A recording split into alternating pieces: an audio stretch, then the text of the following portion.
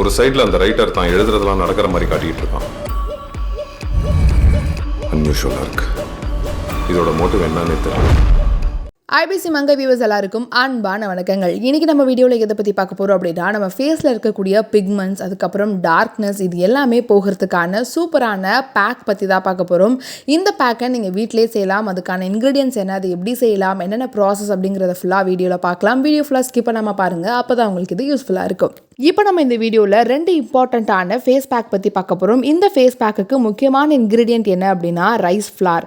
Rice flower இல்லை அப்படின்னா உங்கள்கிட்ட இருக்கக்கூடிய ரைஸை மிக்சியில் நல்லா சாஃப்டாக அரைச்சிட்டிங்க அப்படின்னா ரைஸ் ஃப்ளார் ரெடி ஆகிடும். அதனால் தயவு செஞ்சு அது இல்லை அப்படிங்கிற வார்த்தை யாரும் சொல்லாதீங்க. ரைஸ் ஃப்ளார் ரெடி பண்ணிக்கோங்க. ரைஸ் ஃப்ளாரை வச்சு 2 பேக் பண்ண போகிறோம்னு சொன்னேன் இல்லையா. ஃபர்ஸ்ட் பேக் என்ன பண்ண போகிறோம் அப்படின்னா, ரைஸ் ஃப்ளாரில் லெமன் ஜூஸ் ஆட் பண்ணி இந்த பேக்கை நீங்கள் ஃபேஸில் போடலாம்.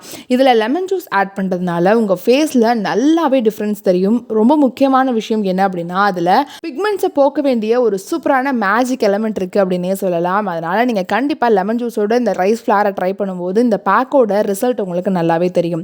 ஒருவேளை உங்களோட ஃபேஸில் ரொம்பவே ஆக்னிஸ் அதிகமாக இருக்குது, அதேமாரி சென்சிட்டிவான ஸ்கின்னாக இருக்குது அப்படின்னா தயவு செஞ்சு லெமனை ஸ்கிப் பண்ணிவிட்டு அதுக்கு பதிலாக வாட்டர் இல்லைனா ரோஸ் வாட்டர் ஆட் பண்ணிக்கோங்க.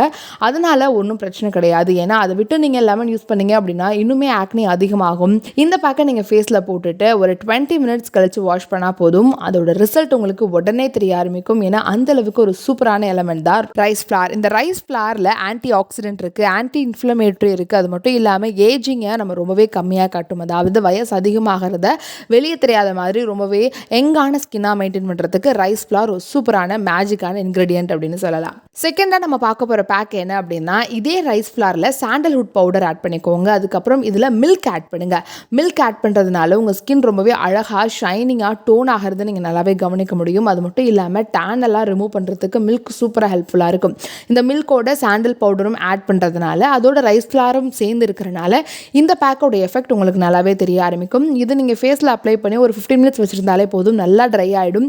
ட்ரை ஆனதுக்கப்புறமா உடனே அதை வாஷ் பண்ணாமல் ஒரு வெட் கிளாத் எடுத்து டச் பண்ணி அதை ஸ்க்ரப் பண்ணி வாஷ் பண்ணுங்கள். ஏன்னா ஸ்க்ரப் பண்ணும்போது டார்க் செல்ஸ் இருக்கிறது, அது மட்டும் இல்லாமல் பிளாக் ஹெட்ஸு, ஒயிட் செல்ஸ், இது எல்லாமே ரிமூவ் ஆகிடும். அதனால் நல்லாவே ஸ்க்ரப் பண்ணிவிட்டு அதுக்கப்புறம் வாஷ் பண்ணிங்கன்னா ரிசல்ட் இன்னுமே நல்லாயிருக்கும். இன்னொரு முக்கியமான விஷயம், உங்களுக்கு நிறையா பிம்பிள்ஸ் இருக்குது அப்படின்னா ஸ்க்ரப் ப்ராசஸை நீங்கள் கண்டிப்பாக ஸ்டாப் பண்ணி ஆகணும். அப்படி இல்லைன்னா பிம்பிள்ஸ் அதிகமாகிடும். இந்த 2 பேக்குமே நீங்கள் ட்ரை பண்ணதுக்கப்புறமா அப்படியே நீங்கள் ஃபேஸை விட்டுட்டீங்க அப்படின்னா பண்ண ப்ராசஸே வேஸ்ட்டு. கண்டிப்பாக நம்ம பண்ண வேண்டிய விஷயம் மாய்ஸ்சரைஸ் பண்ணுறது.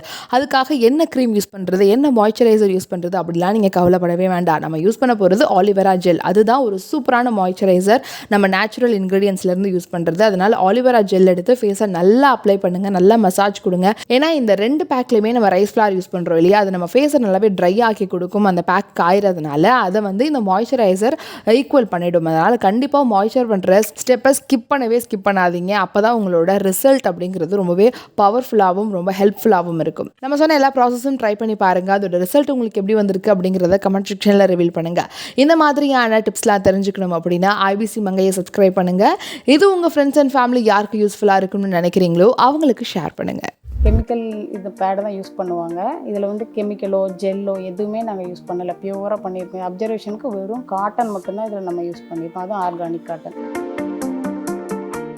இது எவ்வளோ நேரத்துக்கு ஆக்சுவலாக ஸ்டெயின் அப்படியே வச்சுருக்கோம்? நான் வெளியூர் போகும்போது நான் டெஸ்ட் பண்ணியிருக்கேன். மேக்ஸிமம் 10 hours லீக்கேஜ் ப்ரூஃப் இருக்குது.